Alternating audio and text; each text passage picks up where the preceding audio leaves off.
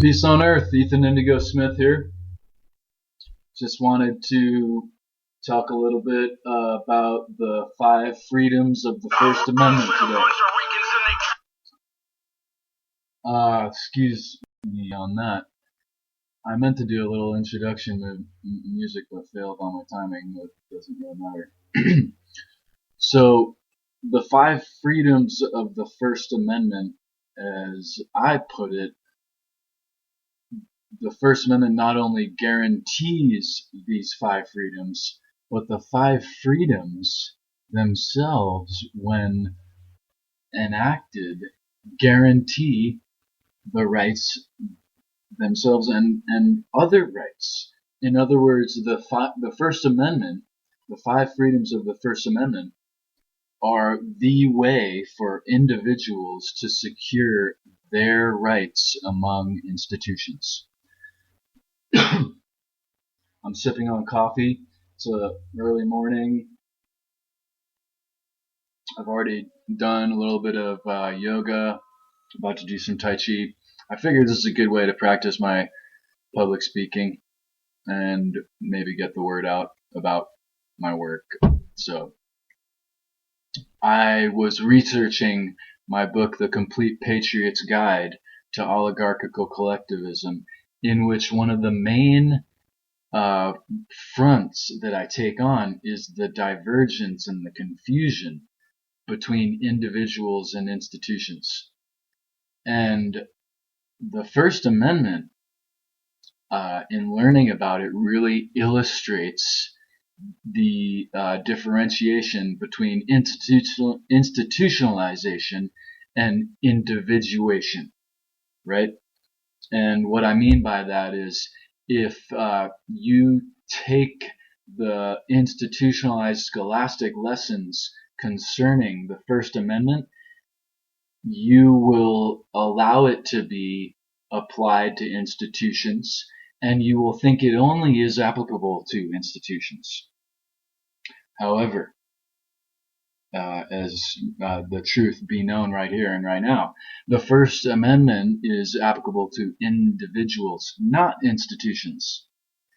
And so we see many examples in history, the most recent of which being Citizens United, where the First Amendment was applied to institutions. All right, so let's break down the 5 freedoms of the First Amendment and how and why they are, or as a holistic unit, it is a way to keep our rights and to secure our rights and even expand our rights among institutions. So the first part of the First Amendment, rather the part that's applicable to the entirety, is Congress shall make no law, right? So Congress essentially being literally the institutional body of lawmaking, but in this case, theoretically, the authorities, the institution of authority, shall make. So the first aspect is described in the First Amendment as the follows: Congress shall make no law respecting an establishment of religion or prohibiting the free exercise thereof. Now, this is applied to institutions in the terms and format that religious institutions have exceptions and rights that other institutions do not. But flip the script back to reality. Apply this to individual approaches, right? Individual rights. Then we know and we see that this means the right for individuals to question anything up to and including the most controversial subject, that of God. Religion and spirituality are not the same thing. Everyone may be spiritual, but a lot of people want to throw religion into the mix. And again, there's an institutional and individual confusion, right? Religion is an institution. Spirituality is an individuation.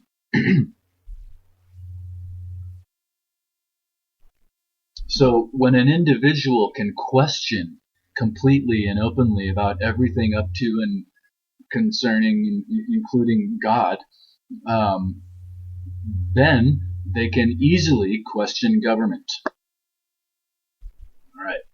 So when you can question openly, when you can question without repercussion, then things are likely to go in a way where your aunt and you are not getting scammed and taken advantage of by the same institutions and you don't even know it.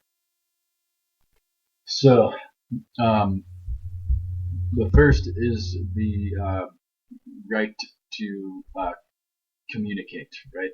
A question, rather.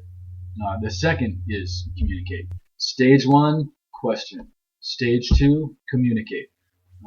That's when you start talking to your aunt about it, these institutional formats that are causing problems for you.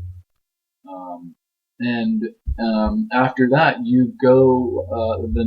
The second part of that is Congress shall make no law or abridging the freedom of speech. Right. Stage 3, or of the press. Congress shall make no law concerning the press.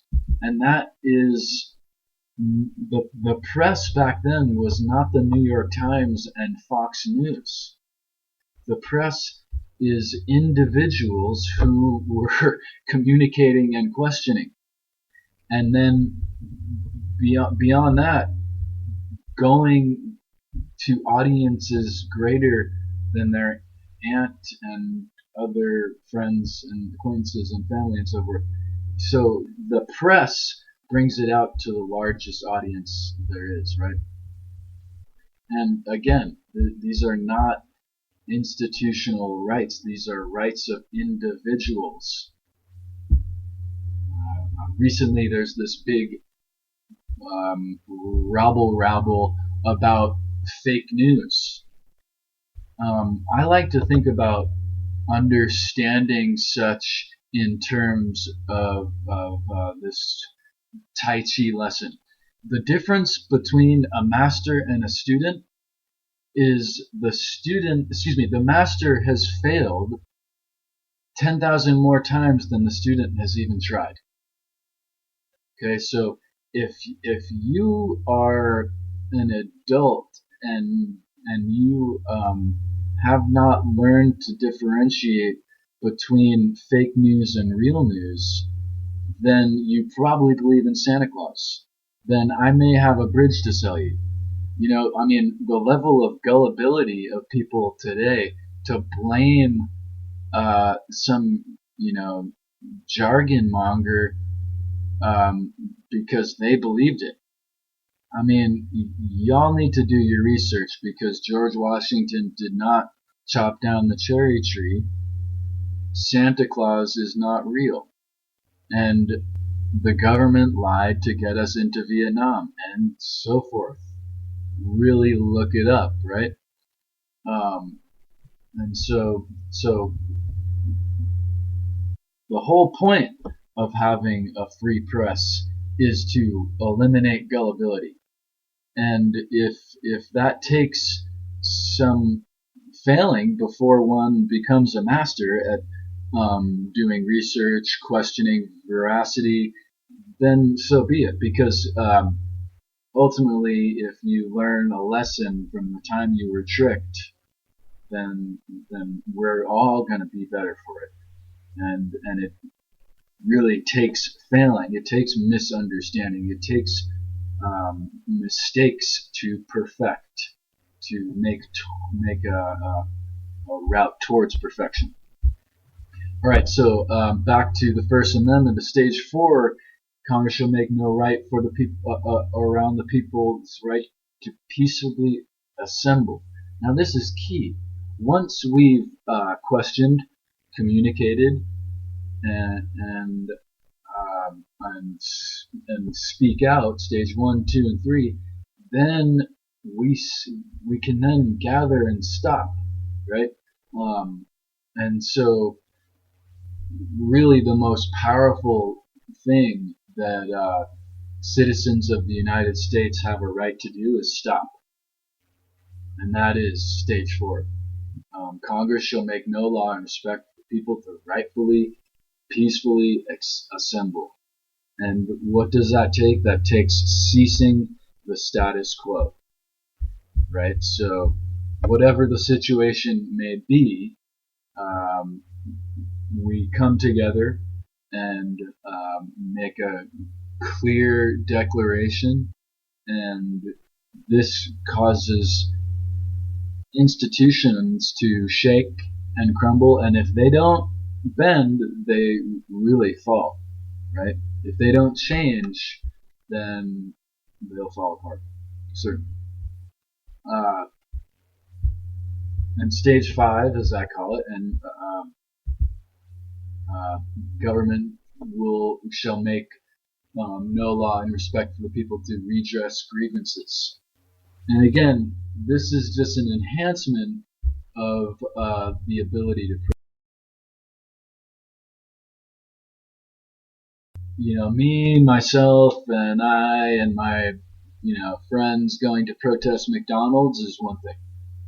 But me, myself, and I going to protest the Pentagon is a whole other thing. But actually, it's guaranteed in the First Amendment. And it is also, as you see, it's the prescription to change things, right? And so the First Amendment really is key to keeping the rights of the rest of them. And that's why it's Amendment numero uno, a number 1. It is the First Amendment because it is of the most primal importance. It is absolutely the most important amendment in terms of keeping the rest of our rights secure. So that it's interesting to see that that's not taught at all. That there's not the that people don't reference the First Amendment in terms of having 5 units coming together holistically to create this really powerful construct for individuation among institutions. And so I think the fact that it's not taught points to the level of institutionalization that we have rather than individuation. So again, this is Ethan Indigo Smith here. I hope everyone got a little something out of that. And the First Amendment is really key to individuation in politics. Check out my book, The Complete Patriot's Guide, for more. The Complete Patriot's Guide to Oligarchical Collectivism is a complete title, in homage to George Orwell's book within the book. Peace on earth. I hope this reaches you well.